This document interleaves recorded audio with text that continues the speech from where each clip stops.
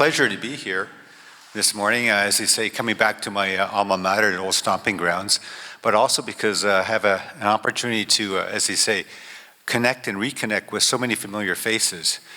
Some of them, obviously, people I've met before and in person, but also some that I've only ever known or met virtually. So seeing them in person for the first time has been really gratifying. And then it's always like, whoa, you're a lot shorter or a lot taller than I think you might have been, because I only know people like this from Zoom calls. So anyway, it's a pleasure to be here. Thank you, Sandy, for the kind introduction. And obviously to Nelson and Ted as well for inviting me to speak. And I will say that when they first approached me to give sort of the opening session for this symposium, it brought back a flood of memories. So you can see just here from, oh, I guess it's up to me to get to the first slide. I just pushed the button here. There you go. Look at this. It's a nice, impressive, long title. Preparing for future pandemics, health emergencies. But the key word here is COVID-19, the lessons learned from COVID-19. And when we talked about that, it obviously brought back what I would say a lot of good memories, flashbacks, maybe some PTSD, but overall I think some good memories. Because I think, if you look back on it, and as Steny, I think correctly said, we're still not over it yet. There's still what we call the long tail in terms of COVID. What I would say is that, individually and collectively, we did well as a country, I think. We managed, we got through it to quote the other side. Did we do everything perfectly? No. There are some things that we did very well, some things that we could have done better. But overall, I think, in the big scheme of things, we did well. And it's important to have symposia such as this, where we can actually, in many ways, share our experiences, as you say, for the corporate record. I'm being bureaucratic again, and have it for the, really sort of there for, quote, the next generation, because there will be another pandemic or future health emergency, and there will be others, passing the torch to have to manage the next one. So the only other thing I'll say is that in some ways, in a perverse way, it was actually kind of gratifying, if I can say, to go through the pandemic, because as a public health specialist, you train all your life for the big one, the pandemic. Is there ever going to be something like, the 1918 Spanish flu? And for many of my colleagues before me, who have now long since retired, they went through their whole careers thinking, planning about it, and it never happened. And for me, quote, towards the tail end, it did happen. And when it did happen, you think, okay, it might be a few months, and a few months went to a year, and a year went to year one, year two, and I've lost track. And here we are, like it actually was like over half a decade. That's quite a bit of time. And so even now, when I reflect back on sort of things, oh yeah, I remember that during COVID, or just before the vacation, and you go, oh wow, that was at least a decade ago, that we lost it almost that 5-6 years in between. So anyway, that's all I'll say. The only other thing I'm going to do here is that I don't want to be talking to you and just giving you the sort of everything, from on high, the federal perspective. This is not the federal perspective. This is a perspective. I'm an individual who just happened to work in the federal government, in a certain position. And certainly what I hope to do with my presentation is trigger your own memories and flashbacks, because obviously by giving sort of a few sort of points, hopefully it'll trigger you, because like I say, I can go down a rabbit hole, as many of you can too, with any given area that we had to deal with during COVID-19. So I'm just going to give you a few teasers. Hopefully it'll say, oh yeah, I remember that call or that issue we had to deal with, be it therapeutics or the data and surveillance, or oh yeah, all that misinformation, disinformation, or whatever. So hopefully, here we go, and I'm going to hopefully be able to do this properly. So here it is. Here's my sort of disclaimer. Before we go any further, I am now fully retired. And the only reason I say this is that I'm getting it out of my system in terms of the travel bug. The other part also, as Steny kindly mentioned, I've decided to do a few things, like become a senior fellow. So thank you very much for the invitation. And a bit of a whatever, publicity, whatever, that hey, in a year or so, I would be open. I've had some conversations with people before the talk, to boards and maybe being a consultant, etc. But for now, I'm fully retired. And it's actually given me the chance to reflect on what actually we went through. And so I think with sort of the goodness of time, you have a different view of what you actually went through, and hopefully, like in many ways, it'll lead to good conversation, discussions, not just today, but hopefully for actions following the session. So here we go. Without further ado, let's move on. Okay, here, this is my sort of one of my favorite slides, because as we all know, you can't talk about public health management or healthcare or emergency management in the country without talking about one of the what we call foundational principles, and that is our Constitution and the fact that the responsibility is divided between the federal government and provincial and territorial ones. And I can give you lots of, war stories, insider baseball, as you want to call it. But at the end of the day, it is a dynamic that, especially in the federal space, we always talk about FPT, federal, provincial, territorial. It becomes an easy acronym, and it sort of guides our lives in terms of what we do every day. The other point for me personally is that it's interesting. I lived on sort of all sides of the fence. I actually started my career here as an associate medical officer of health at the City of Toronto. I worked at the provincial level in the Ministry of Health in Ontario, and then finally, as you say, joined the feds on the other side. So I think, in some ways, I think I have a pretty good perspective on all of the different ways business is conducted, as you might say, at all three levels.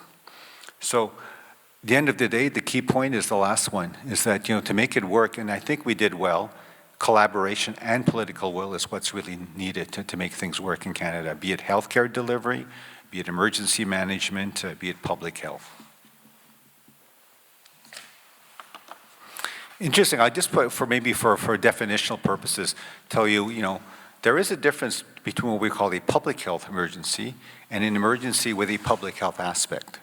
And so if you look at the public health emergencies, and this is my own personal view, a public health emergency usually is something like a big food outbreak, or maybe be multi-jurisdictional, a big influenza outbreak. That's public health. It's in our lane. We know how to deal with it, manage it, et cetera, and so on.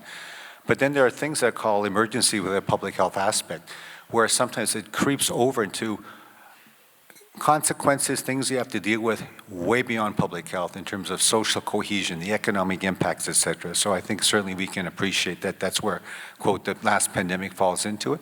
But even other things that we're dealing with now, climate change. Look at forest fires. That's a totally different space. There's a public health aspect to it, but there's lots of other elements that have to be dealt with as well. So I think even ourselves in, quote, the public health space, we're recognizing more and more that you need to learn about, appreciate, acknowledge all the other sectors and specialties and areas of expertise that collectively we can make it work if we have to deal with the next health emergency. And then, of course, for COVID-19, a flashback in terms of, all of the other elements. I never would have thought there was a day where, there were border closures, planes grounded, the economic disruption. I think we can go on, but we'll get into that with the rest of the talk. So, moving on. And here we are, the Public Health Agency. It was created, and the thing is, this is one of the good news stories, I would say, in terms of lessons learned. For those of you who've been around long enough, this came as a result of the first original SARS that started here in Toronto and Vancouver, Tale of Two Cities. Won't say any more about that. But I think the federal government realized that there probably could or should be a separate agency specifically mandated to prepare for and be able to respond to the next pandemic. And one of the key things that was also done was he created a new position, the Chief Public Health Officer of Canada, to be able to speak to Canadians and obviously a lot of other responsibilities. But they also created a governance structure, which we'll get into later, called the Public Health Network, which really, in a sense, was a sort of a way to unite in terms of the FPT dynamic with the chief medical officers of health of each of the provinces and territories, as well as the federal level. And so we'll get into that as well. The other joke I have about public health and healthcare is that it so drives me nuts whenever I read in the news about the public health system, and then I read further in a news article, and I realize what they're actually talking about is the publicly funded healthcare system, right? And we all know we've been there. So the other part also, for those of us in public health primarily, is that we're sort of, not respected, if I can say that, in both worlds, right? So when I used to do clinical medicine, TB clinic at the Ottawa Hospital, all my clinical colleagues would say to me, "You're not a real doctor anymore, you're just one of those government bureaucrats," right? And so, okay, well, whatever. And then you go to your day job in the federal government and you look at it, you go, you don't know anything about policy development. You're just a technical doctor, clinical expert. You don't know anything. So there you go. But hopefully through my experience in the federal government, but also as a clinician, I've been able to bridge the two worlds, understand what the motivations are, the drivers are, how people in those domains think, and hopefully in a good way be able to fuse the best of it to help us in terms of our public health and emergency management. So I'm just putting this slide just quickly, just for organizational sort of structure to show you that, as they create the agency, at least they got a few things right. This evolved over time where, the traditional divides, and you got an infectious disease branch, you got a chronic disease health promotion branch. But even that, I think, is a bit archaic because as we now know, there are infectious diseases. They really have much in common with what we call the chronic non-communicable diseases like heart disease and so on. The prime examples of being, TB and HIV being almost like chronic infectious diseases. And on the other side, you've got something like, cervical cancer and HPV, and we all know that, they're very interlinked now as well. So that's that. The two elements I do want to highlight is that there is a laboratory branch, and we recognize the importance of our, quote, NML, or National Microbiology Laboratory that's based in Winnipeg. Obviously, it has some key functions, which I'll get into later on in my talk. But that certainly was a key element during COVID pandemic. And then, of course, as well, look at this. There's an actual branch dedicated to emergency management. So recognizing that we needed a platform as sort of a branch that was a sort of a all hazards approach in terms of how we deal with health emergencies, I thought, or still think is key to how the agency operates. So we'll leave it with that. So here's a key slide. If you're going to maybe take a picture or whatever, any slide, this is all my own personal view, so don't take it as the gospel. But these are what I would call the key federal public health functions from a federal perspective. And so like way back when, if my mother or grandmother said, what exactly do you do in public health at the federal level? I could say, well, these are the key functions to which we are value add, or our specific role is quite unique in terms of public health. So I think they're sort of are self-explanatory, but we're going to get into each of these as we go on. And the important thing here's the part where I'm going to trigger your memories, because as I was mentioning to others before the talk, each one of these I can go down a rabbit hole and get into many different elements. So I'm just going to maybe touch on some key points, some key issues that hopefully it will be sort of the starting point for a discussion today, but hopefully also actions moving forward. So the first one is surveillance, and I think everyone gets that. Surveillance, epidemiology, that's the bread and butter foundational part of just public health in general, right? And certainly at the national level, it's very key during COVID-19, but even before COVID-19, like look at diseases like tuberculosis, HIV, AIDS, to put the national picture together, quote, for the country, and then report up to the WHO and others, that really is a responsibility for PHAC, or FAC as we like to call it sometimes. So I'll say that. And of course, there are many contributors to the success of surveillance at the national level. It all starts at local level, of course, doctors' offices, laboratories, et cetera, reporting in, and then it goes, obviously, as they say, quote, up the chain, finally to the federal level. So here are my trigger points, things for future work, I would say, issues, challenges, and I think I see some smiles in the audience. I spoke to some of you beforehand, they're still there today. So of course, one of them is the collection of data in real time. That was an issue and challenge, like trying to keep up with the COVID numbers, like what was going up or down in one specific city or a region of the country, what were the variants that were maybe circulating, or some new variant came into the country. That's important. Another one is that the fact is that we still don't have a common platform because of the individual provinces and territories. We at the agency, we're collecting in all sorts of different formats from the different provinces. So here you go again, looking at common platforms in terms of, for data integration. And that's still an issue now.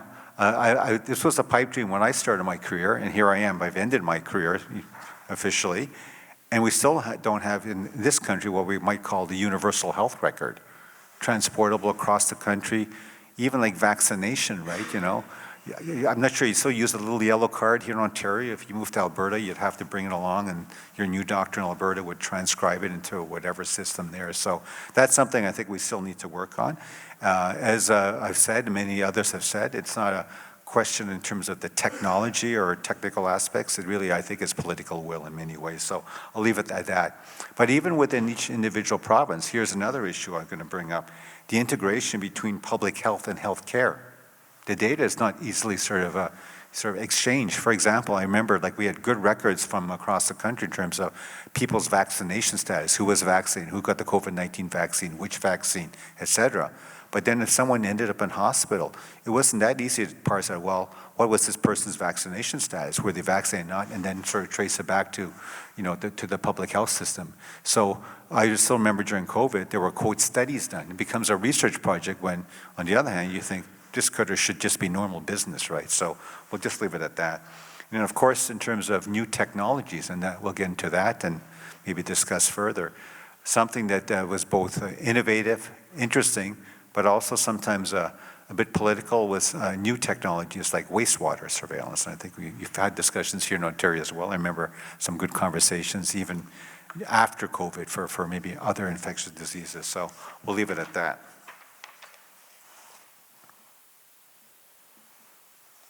Oops. Okay, so here we go.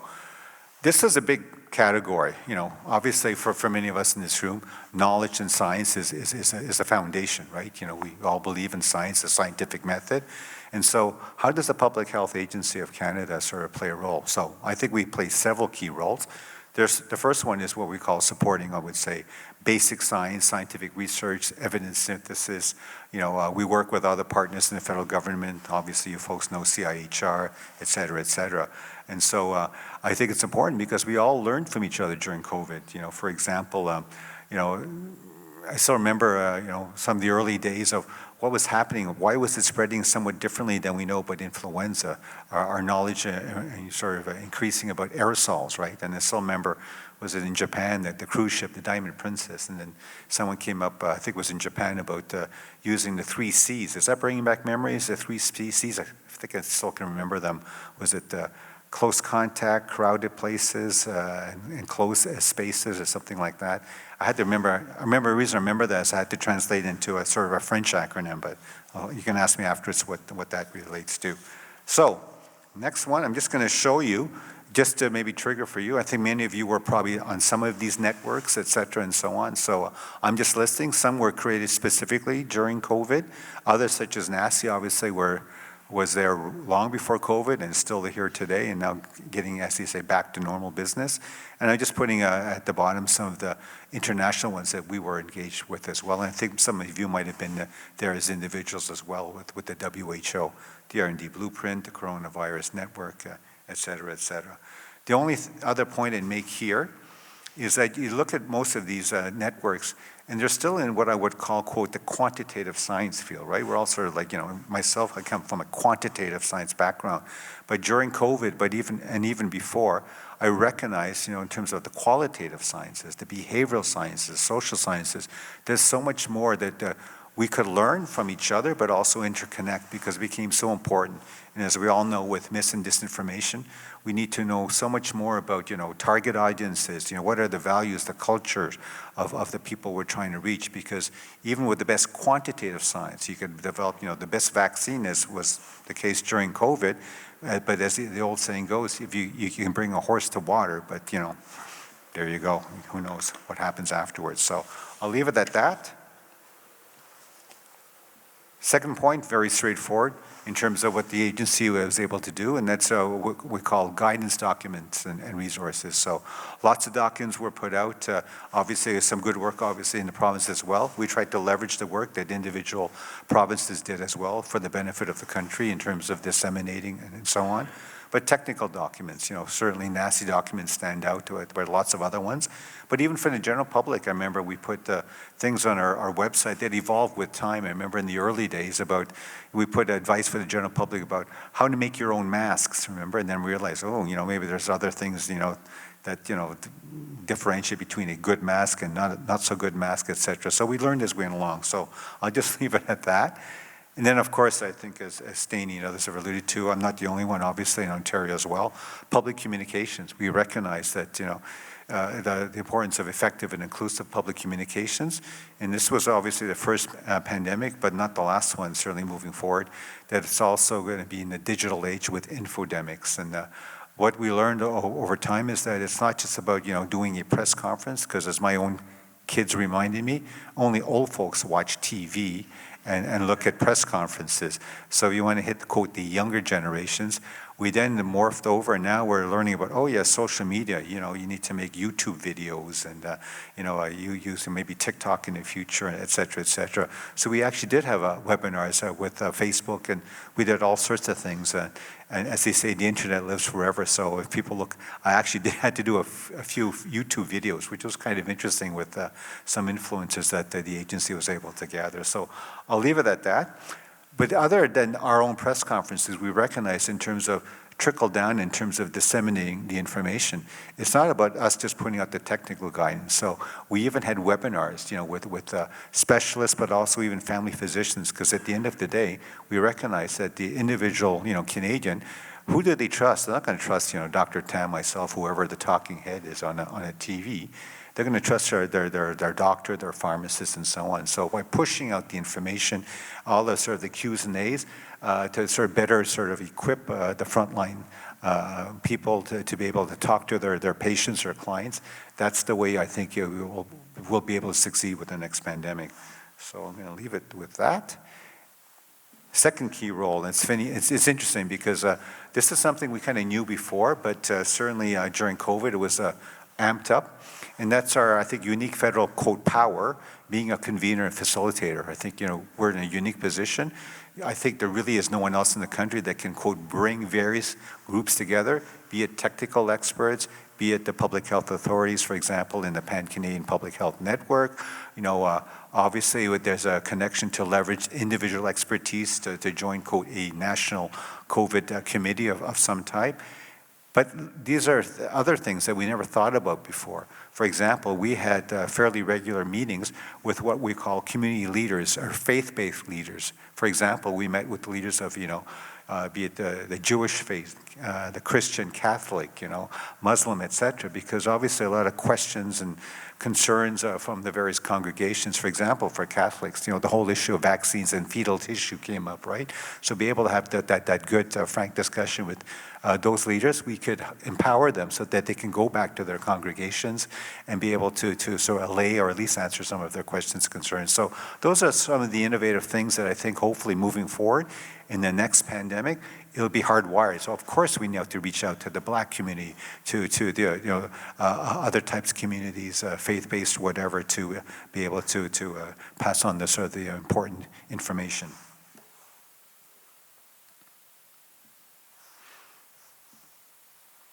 And so this one, I'm just going to show this slide here because it's fairly straightforward. This was something that came out of SARS in terms of, the actual structure. In terms of the Public Health Network Council. And I think it became, quote, kind of famous during SARS, during the COVID-19 because we had the Special Advisory Committee, which was essentially all the chief MOHs. And so it was a safe space. I can't tell you how many, I think someone kept count of how many calls and meetings, Zoom calls we had during some critical periods. We were meeting practically every day, even on weekends, to discuss issues, the vaccine shortage, remember at the beginning, mixed dose schedules, when the VIT issue came around, how do we, deal with that in terms of public and risk communications, and so on and so forth. The key point here is that built in is the fact that you can see here, the Public Health Network Council had a direct line to the Deputy Ministers of Health.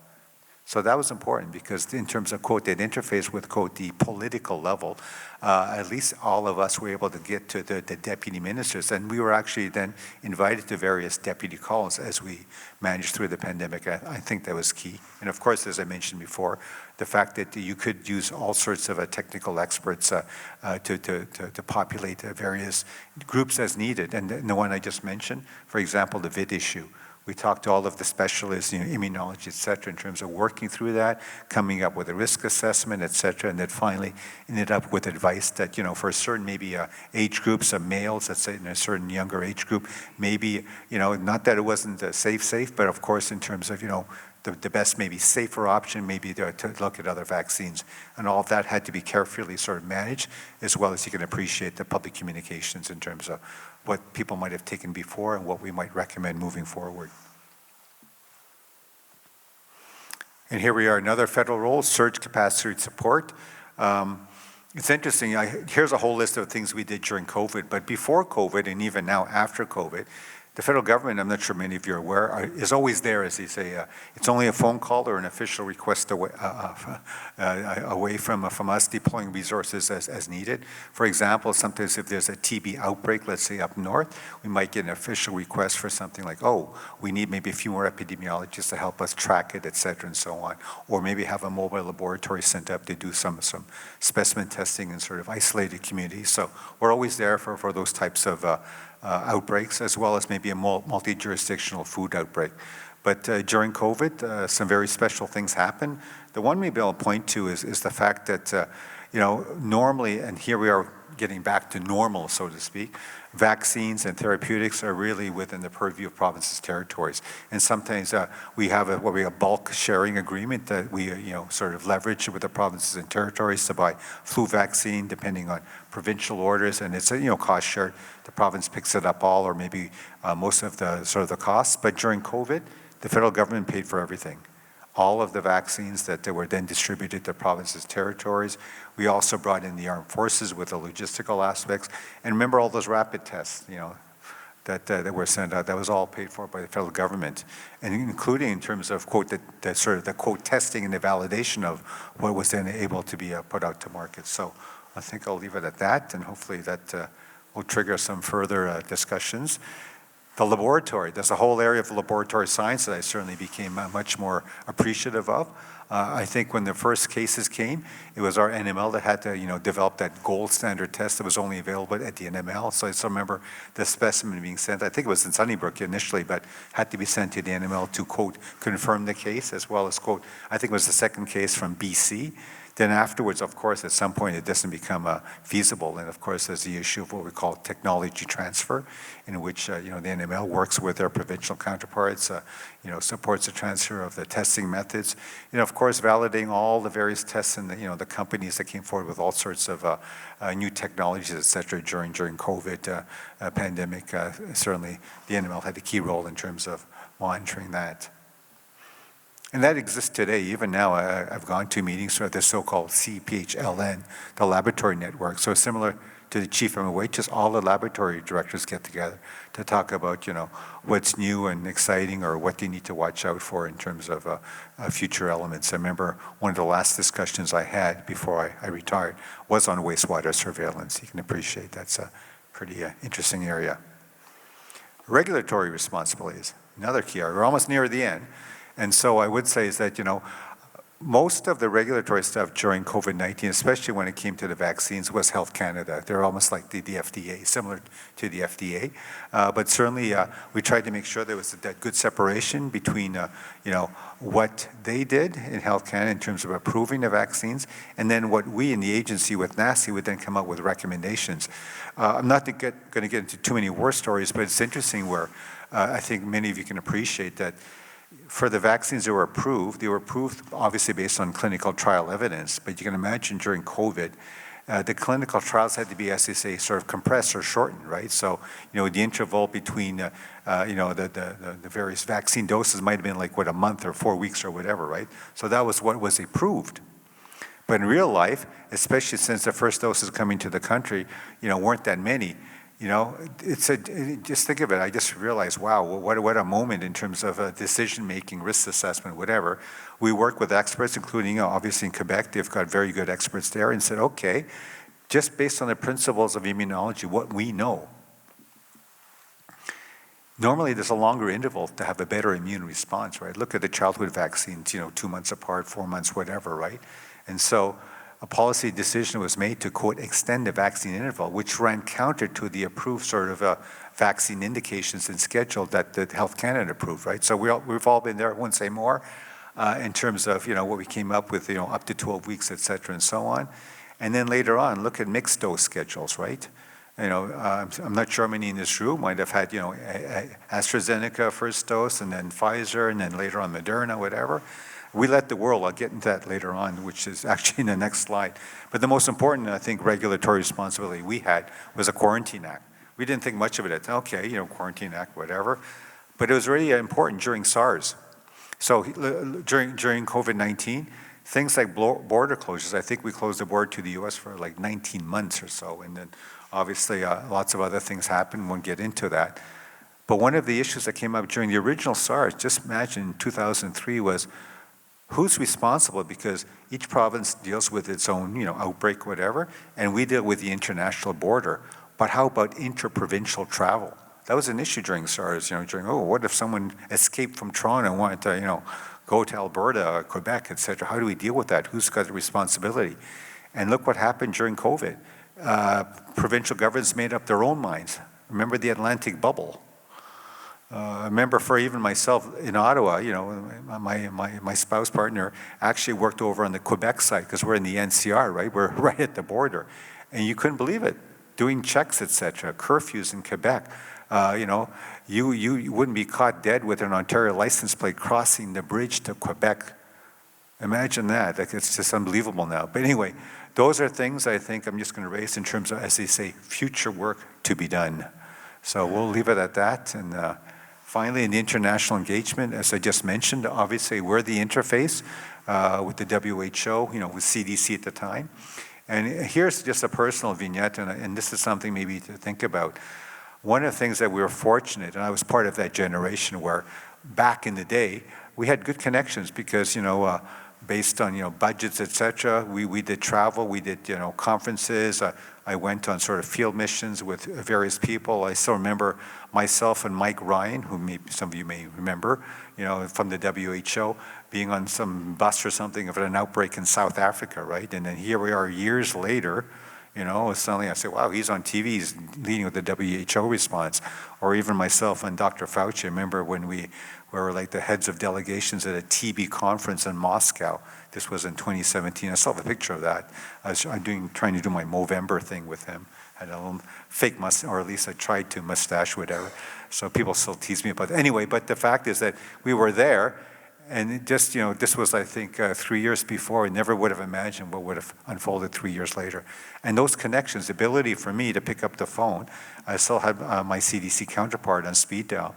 We'd actually, in the early part of the day, as we were, quote, still at the time, driving to work, exchange sort of inside scoops, like, hey, so Jay, what exactly is happening in the U.S. right now? He goes, Howard, let you know, we're thinking of funneling all travelers to the U.S. to 5 hub airports. You remember that?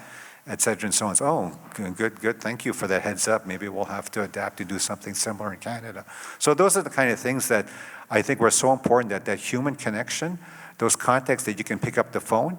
And I'm just worried, or I don't know what's happening with, quote, the next or current generation, where they may not know who their counterpart is. They may just know them from a directory. And if the next crisis were to happen, how do you pick up the phone and do your first introduction, by just dialing a number? Hopefully that's something we can also address moving forward. So I'll just leave it at that. As I already mentioned, that we led the way, and even towards the tail end of COVID-19, the U.S. in terms of their vaccine policy looked at the evidence we accumulated for increased dose interval, mixed dose schedule, et cetera, and also were able to use that as well. And so finally, in terms of other lessons learned, and this can use this as a trigger point. It's not comprehensive. I'm sure I've missed certain key elements or categories or whatever, but just some of the things that, as Steny mentioned, in terms of the long tail. Look at the economy, right, in terms of, what we consider essential services. Who had to be there in person? I think it still is, people in a certain, we say, socioeconomic class compared to like people who are, white collar work is able to work at home with a computer and have a nice house and et cetera, versus other people in a crowded apartment, multi-generational, et cetera. The whole issue of hybrid work arrangements. It's fascinating because I just came back from Australia, and everyone's slowly getting back to work, being there in the office, and now with events around the world, won't mention, I think we all know what's going on. Now the tour guide said no. Now the government's telling everyone to stay back home now because there's a gas shortage and the gas prices are too expensive. So, things keep changing, et cetera. Self-sufficiency, we just, I think, alluded to supply chains, I just remember in the early days, there was a real sort of run on face masks, right? And even in Canada, it was like the Wild West. We'd have valid contracts to pick up, face masks that were in China, right? And so the truck would pull up. But if someone came at like 10 minutes before with a suitcase full of money, literally, they would just get that truck and go off. It was really the Wild West. I think Christopher Freeland at that time mentioned that. And so the issue of self-sufficiency and domestic manufacturing. I also remember I think it was Bauer, right? They were obviously still making hockey equipment, but they were able to transform and, instead of hockey face masks, face shields, they were making face shields for healthcare settings, et cetera. So that's that kind of things that with a quick turnaround, you can hopefully find ways to be self-sufficient. Even now, we have contracts now to have more domestic manufacturing, Moderna, et cetera, and so on and so forth. Collaboration, won't say this enough times, between governments, private sector, academia, science, all important. The networks, hopefully, that were established during COVID will serve us in good stead in terms of, quote, for the next pandemic or other health emergency. Here's an area that I'd love to do a whole separate talk on, mis and disinformation in social media. As I mentioned, even now, like you can have the best technological advances, but if people won't accept or want to take the vaccine or whatever because of mis and disinformation, how do you deal with that? And one of the lessons I learned was even during the Ebola outbreak, I was fortunate enough, I went to Guinea in terms of a deployment there, and you realize us as quote Western science people, we would go there and we knew it. Yeah, Ebola, we know how it's transmitted, science-based, you can't do this, etc. But you look at the culture and the values in the communities there, and in terms of the importance of burial practices and the fact that, everyone has to visit the home and touch and lay hands on the body to give their final respects. Well, how do you bridge that between the social culture values of a community and Western-based science, right? And that's where you get back to the behavioral sciences, the social sciences, the anthropologists to try and bridge that so that you can sort of get the best of all worlds and really hit them where they are. And then someone told me afterwards, oh yeah, that's them, that's over there, that's not going to happen here. But look at this, we've got our own community. If you think about it, it doesn't have to be a physical community. Look at what we call the anti-vaxxers, right? They don't have to all be in sort of the same physical space. They could be all over the place and, just with blogs, et cetera, and sharing, quote, information on the internet. That's something that we need to address in terms of how we address, the issues, the risks, the concerns that these various communities have. So I'll leave it at that. Artificial intelligence. Even now, I'm sure I'm way behind in terms of what we had to deal with back in the day. Towards the tail end of COVID, we're thinking about, okay, what might be the future of artificial intelligence? It might be things such as, okay, for all of the good data that hopefully in the future will be better quality, et cetera, the initial pass, the sort of the assessment, et cetera, could be done by AI, and then of course there's a human element later on. But who knows now? Like, it's just going forward by leaps and bounds, and even the federal government create a whole ministry, et cetera, just to deal with AI. So I'll leave it at that. And then finally, social cohesion and community resilience. And I think I've touched on enough areas there that people will hopefully have good conversations.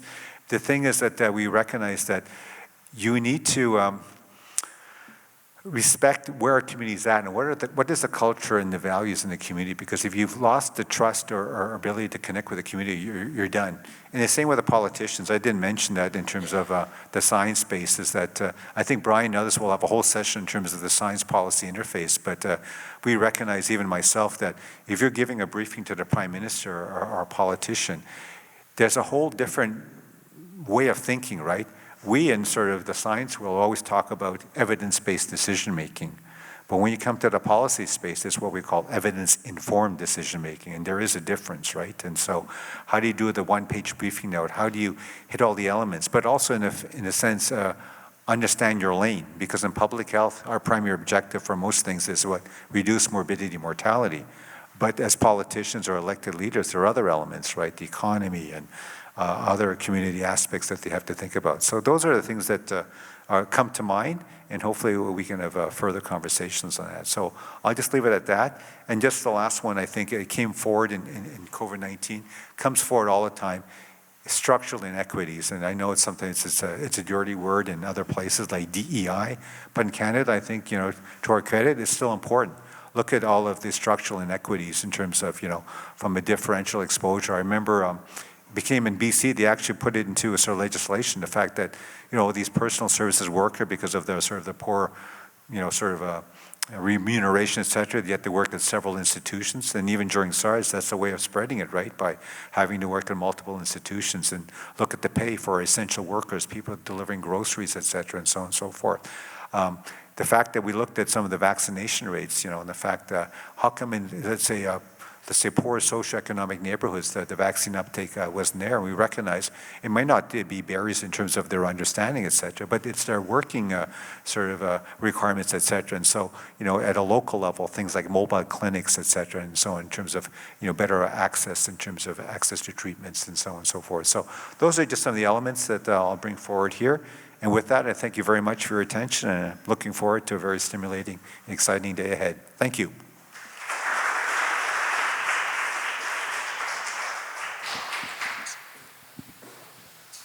Well, thank you, Dr. Njoo, for sharing with us the work that's been done by the federal government, and also pointing to us a few directions and lessons learned.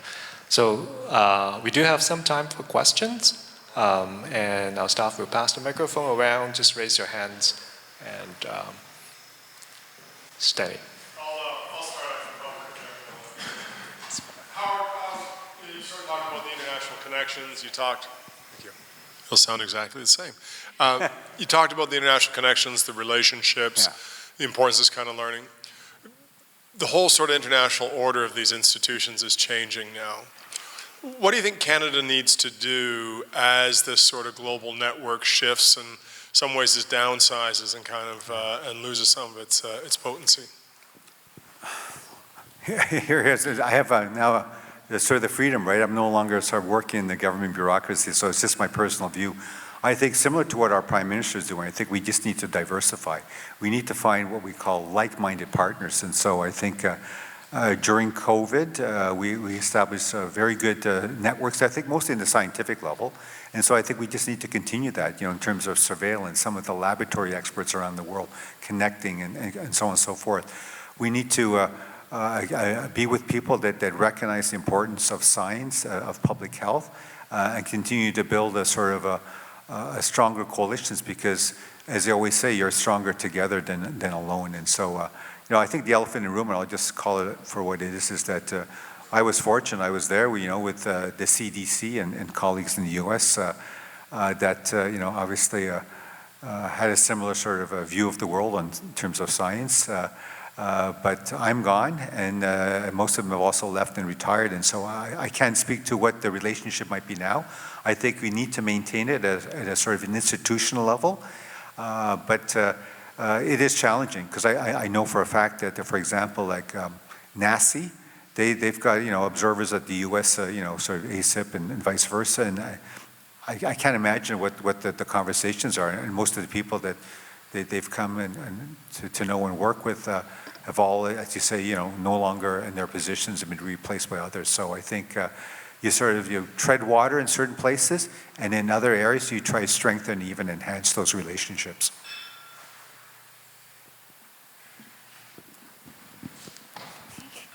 Thank you. Thanks so much, Howard. During the pandemic, there was a significant expansion of resources into public health and the broader health system, and we see this sort of repeated boom-bust cycle in public health, and we're currently seeing a contraction happening across the health sector. So I'm curious about your reflections on how we build a resilient system that's prepared for the next event, given some of these other challenges that exist. Yeah, there's no easy answer, and I think, like many of you, towards the tail end of the pandemic, I thought, oh wow, people finally recognize, understand what public health is all about, and they realize their importance, and everyone can now at least pronounce the word epidemiology, right? So that's all good, and we'll get lots of funding, and people will know that we'll be better prepared for the next one. But that's not the case, because I get it. At the federal government level, what I see, just as you in the news, is that all of the money, I'm just being somewhat facetious and simplistic, is that it's now going to departments like defense, for obvious reasons. We get that. And so as they contract, I think in some ways you have to find the silver lining. And so I think I allude to this point. at the end of the day, it all comes down to human connections. And I've seen some amazing sort of younger folks, some new grads, public health. They're creating their informal networks, exchanging information, having little meetings, get-togethers, etc. And so I think that is the backbone of the next response is that, you may not have, quote, the actual resources, but you can find ways to get together, be it virtually, hopefully sometimes in person, depending on, travel, funding, et cetera, and so on. And that's how you build the connections. And I think in some ways the younger generations have more tools, obviously, with the internet, et cetera, to connect. And I'm counting on them. I think we're all counting on them, as me as a more of a senior individual, that those connections that they're building now in real time, and it's not just here in Canada. I've got some sort of younger colleagues as quote friends on Facebook, et cetera. I see where they're going, having meetings at the World Medical Congress in terms of other young professionals, et cetera, and so on, and exchanging. And I think that is our future. And of course, hopefully, by the time the next pandemic rolls around, those connections will be solidified, and they'll be in positions of influence and quote power to be able to affect the things that we need to have done. Thanks so much for your insights and candor.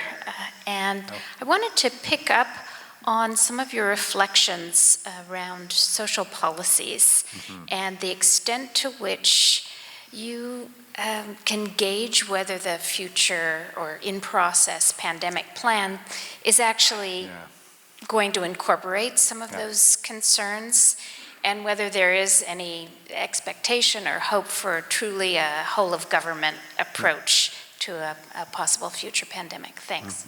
Thank you. Lots in that question. So in terms of just from a sort of a whole-of-government approach, what I would say is that COVID-19 was a sort of a proof of concept, and it worked fairly well, I would say. The fact is that public health in the agency was, quote, primarily responsible for public health. So normal outbreaks were there. But if it's something like the pandemic, the true center of government in terms of overall emergency preparedness is public safety. And so we're one of several hubs. But obviously during the pandemic, we were relied on as the sort of the major point in terms of the scientific evidence and all of the other things that we would recommend for public health. So that's the overall whole of government approach. And you wouldn't believe some of the committees we had where everyone is there because everyone had skin in the game. Transport Canada because of the borders, et cetera, all the other departments you would never think about, even obviously Indigenous services and so on and so forth. So the whole of government, at least I think, based on what happened during COVID, I think will serve us in good stead. To your other question, it's always that, the bane of our existence in public health, right? Health promotion, social determinants of health, right? How can you prove your value that if you put the resources in, the end result is nothing happens, right? And so you've avoided the emergency, et cetera, and all those other costs. And that's a tough one to sell. But I think in Canada, we're not bad because, even as we deal with, quote, there's different words, I'm not sure I'm using the politically correct term, vulnerable populations, marginalized populations, our Indigenous populations, so on. I think as part of the Canadian mindset, or at least say our culture and values, we've got more of a, let's say, collective kind of approach that I think will serve us in good stead. And the other point then in terms of how do you translate this to, quote, decision makers of the day? I'll just give you a little vignette. This is not the be-all answer, but I recognize even, I was in federal government for quite some time.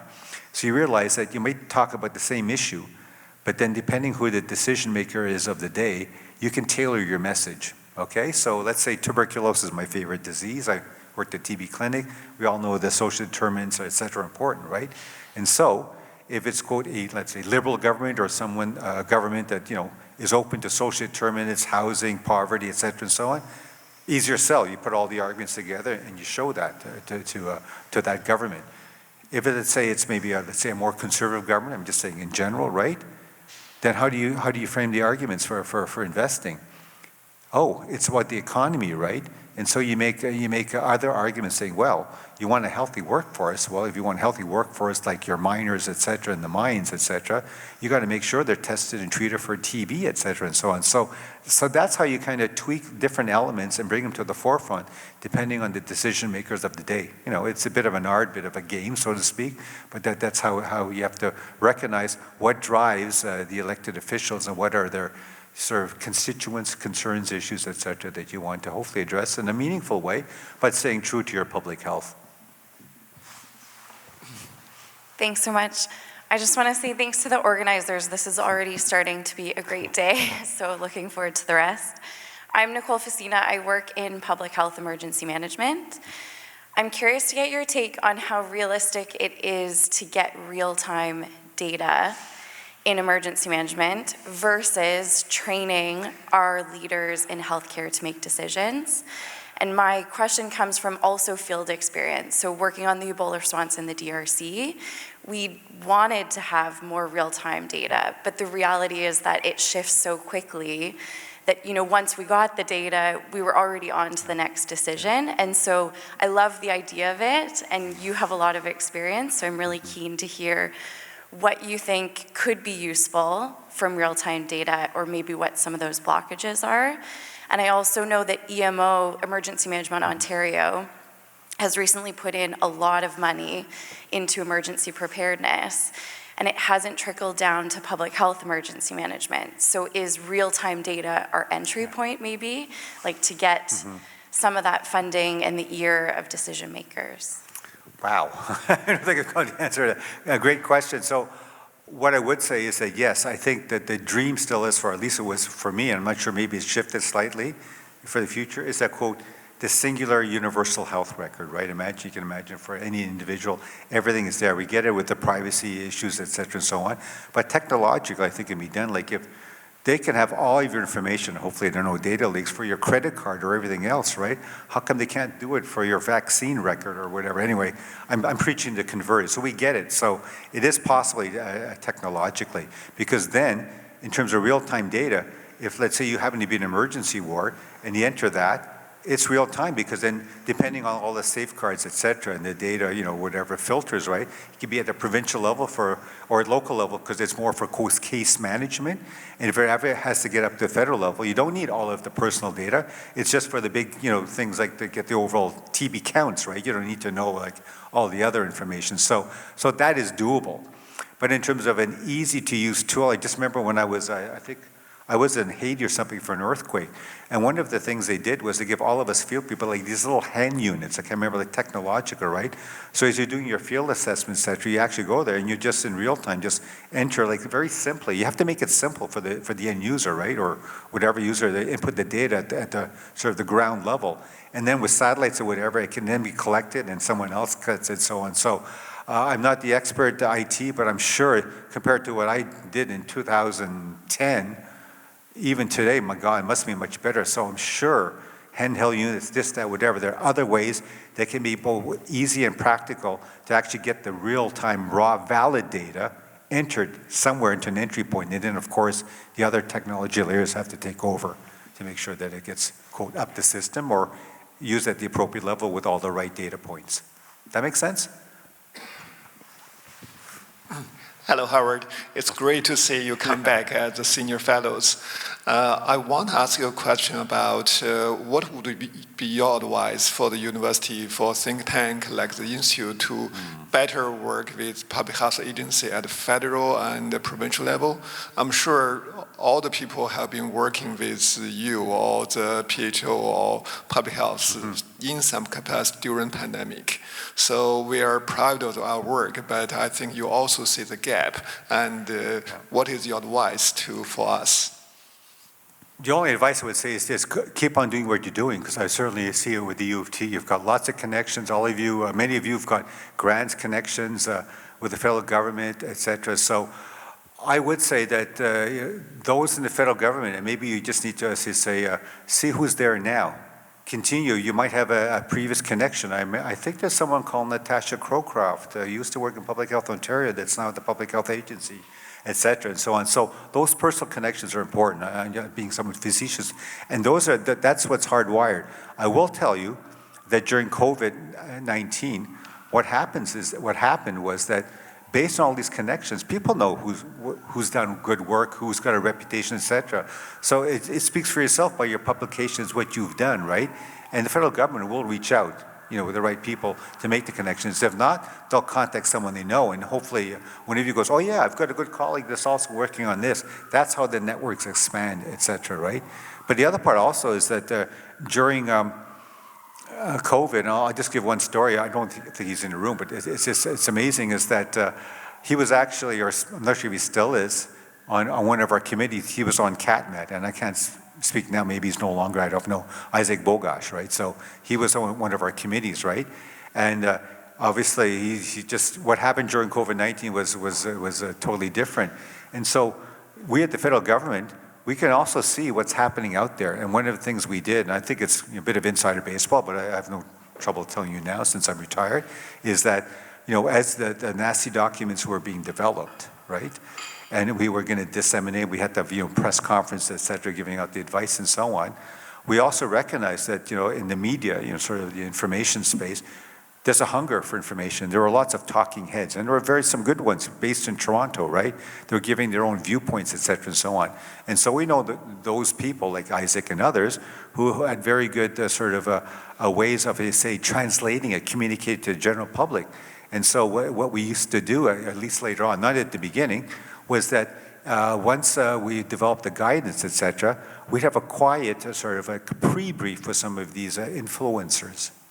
And give them, not to say what you could or should say, but just show them the guidance, et cetera, so that they could prepare themselves so that when they had to do their next media interview, they weren't just reacting cold like everyone else. They already had I'm not sure if I should have said that, but anyway, that's how we try to maintain those connections. So short answer is keep doing what you're doing. Human connections are important. And the next pandemic, I think the right connections will be made. It's organic. It's the way it happened during COVID-19. I'm sure it'll happen the next time as well. Hi, Howard. I'm John Boma. I worked at Algoma Public Health for the 20 years, including COVID. And you actually are a great segue into my question, actually, because looking at my own experience and the presence and evidence of information was not the problem. It was how we communicated, and I'm being harsh of myself, at least for my role. And we weren't prepared to really, compete with those who do those things well. Those people you mentioned right now, with like Isaac, we call them KOLs now. That really, lead opinion. And I think my comment really is, I think that public health and regional public health is so important to how this went and how it will go in the future. I really think we need to look at ourselves both with kindness, because I think our credibility is not lost. Is it bruised a little bit? Yes. And my wife warned me when I was starting this process with COVID that, she said, John, you can act with your MOH's orders, and you can impose things, and you can communicate data and evidence well, and we do that pretty well at the public health level, and some will listen, but she warned me that the social part of it and the behavioral impacts would be much different than I thought, and she, unfortunately, those of you who are married, you often realize your wife is right, and she was very right in this regard as well. So I still think about that to this day, and you brought up so many things in my mind now about, I really think we need to modernize and support our public health units and other systems as well, and pandemic hubs like this that come together to share this and really think about how we, maybe compete is a strong word, but how do we engage with our younger population? My teenage kids tell me that they also do not watch the news, so how do we use social media well? And that is not my skill set, and it wasn't really my comms team skill set either. We did some things well, but I think we really need to look at supporting our public health units and getting real, revamping of how we engage in the public space ahead of the next one. Because I think your point is well taken, that we have great systems, we have great vaccines, we have great things we can bring to bear, but if people are not going to work with us and they're still turned off from the fatigue of the last one, we have some work to do, and hopefully we have the time. I know we have lots of talented people that are willing to do it. So I'll leave it at that and see what your thoughts on this are.